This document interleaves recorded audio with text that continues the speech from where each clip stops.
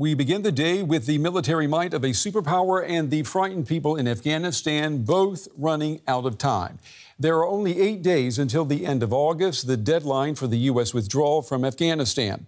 Today, the Pentagon said it is now using helicopters to surgically lift U.S. citizens and Afghan allies out of hiding in Kabul in the hopes of airlifting them safely out of the country.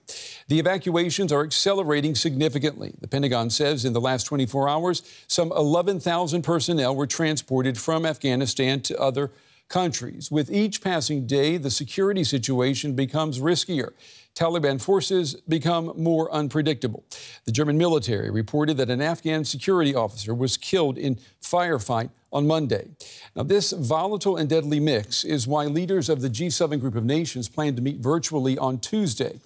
UK Prime Minister Boris Johnson will reportedly address the perception of retrenchment, the picture of the U.S. withdrawing with its allies, leaving a vacuum that some fear will be filled with terrorist groups. This comes as calls grow for the U.S. to focus not only on the Taliban in Afghanistan, but also on those who are supporting it in neighboring Pakistan. More on that in just a moment. We begin tonight with the latest from the Afghan capital. People coming here risk their lives. Dozens have already died outside the gates to Kabul airport. Thousands are still trying to leave Afghanistan and crowd against the fences as international military personnel complete evacuations before the final US withdrawal. We are in communication with the Taliban for the establishment and sustainment of several checkpoints to increase throughput and facilitate safe passage for individuals working to gain access to the airport. The European Union and the UK have called for an extension to the withdrawal deadline, but the Taliban responded with a warning that any delay would be met with unspecified consequences. President Biden announced this agreement that until 31st of August they would withdraw all their military forces. So if they extend it, that means they are extending occupation. The situation at Kabul airport erupted early Monday morning into more violence.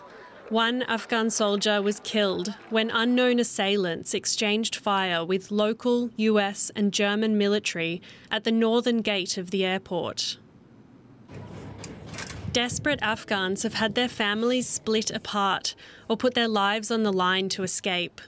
One woman gave birth aboard a US military plane just after it touched down at a German airbase.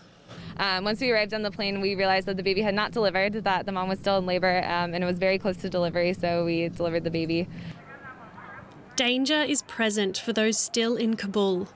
There have been reports of the Taliban carrying out a door-to-door manhunt, instilling dread in many residents. We want peace, don't we? We've had enough of war. As Kabul settles into life under Taliban rule, the question now is what kind of government will be formed and how will it impact the lives of Afghans over 20 years after the militants last held power. And my first guest tonight is Marc Jacobson. He's an advisor to former U.S. Secretary of Defense Ashton Carter. He also served as deputy NATO representative in Afghanistan from 2009 to 2011. He joins me tonight from Washington, D.C. It's good to have you on the program. I understand that you are helping to coordinate the evacuation operation in Kabul. We know that the operation is accelerating significantly. So talk to me, if you can, about numbers. Do we know how many U.S. citizens are waiting to leave, and do we know how many Afghans are still waiting to get out? First, let me clarify something. I'm one of thousands of people trying to help. In fact, there's a virtual group of people in a coordination cell, about 1,000 of them, who are doing everything from trying to get the right information to Afghan and U.S. and international citizens on the ground, to quite literally helping them, whether it's via phone, text, whatever you have to get them to the airport and get them into the gates. There are thousands of American citizens still left in Kabul. There are thousands of U.S. green card holders, limited, they are permanent residents of the United States. And you have tens of thousands of Afghans who are at various points in the special immigrant visa process or who are in danger. These are people who are being publicly targeted by the Taliban, journalists, judges, men, women, and children, families of those who helped NATO and the United States during the past 20 years. And they are in incredible danger right now. Mr. Jacobson, the Pentagon says it is now using helicopters to surgically remove Americans and Afghans from basically their hiding positions in Kabul and bring them to where they can be transported out of the country. Do you know, is this happening with assurances from the Taliban that these choppers will not be fired upon? I actually don't know about that. What I know is that I am constantly on the phone with American families who say, when is someone coming to get me? American families with their Afghan immediate family members who are saying no one has called us, no one has spoken to us, despite their information being given to the State Department.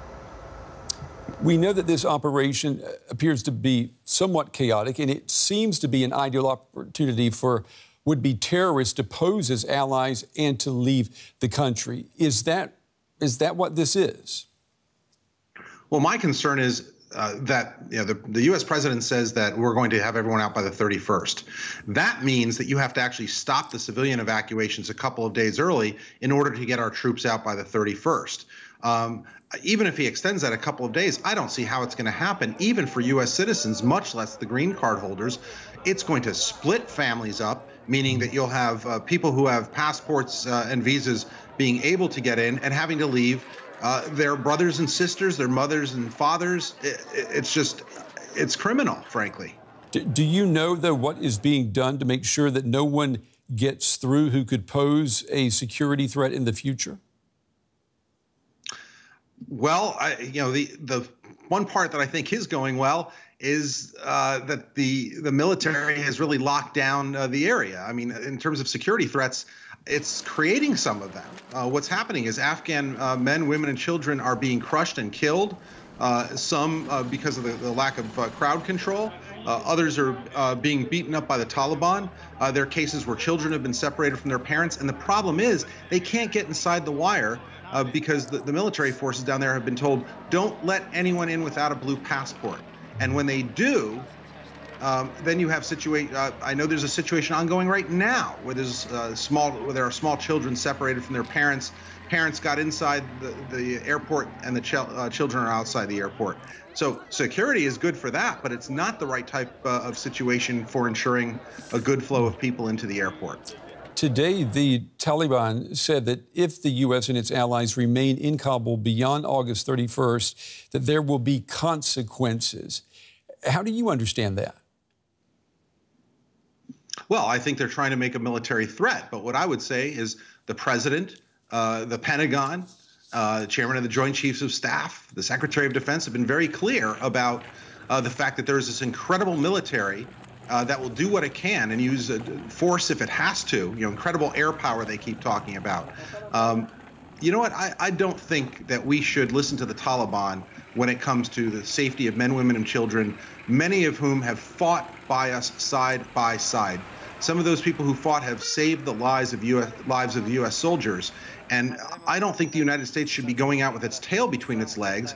Fine, the president has made the decision on withdrawal, but then you do it right. And you don't let the Taliban dictate what is going to happen to people who are about to lose their lives. That's not what the nation I fought for is about.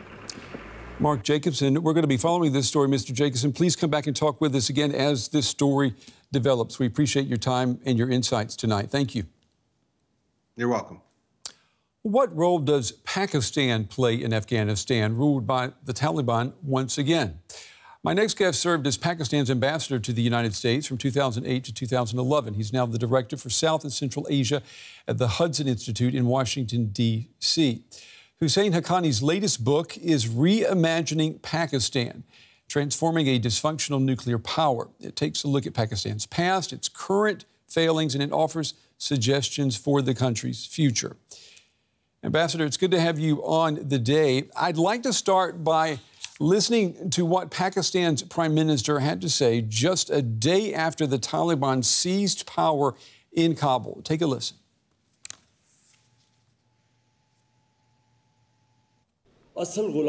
Mental slavery is worse than actual slavery. It's more difficult to free your mind from mental slavery. In Afghanistan, they've just broken the shackles of slavery, but the chains of mental slavery remain.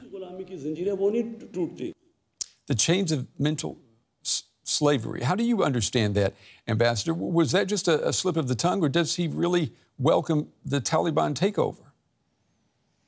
Mr. Imran Khan has a long history of supporting the Taliban. I hope you know that his opponents in Pakistan have often called him Taliban Khan for that reason. He has expressed admiration for their system of justice, for their core beliefs.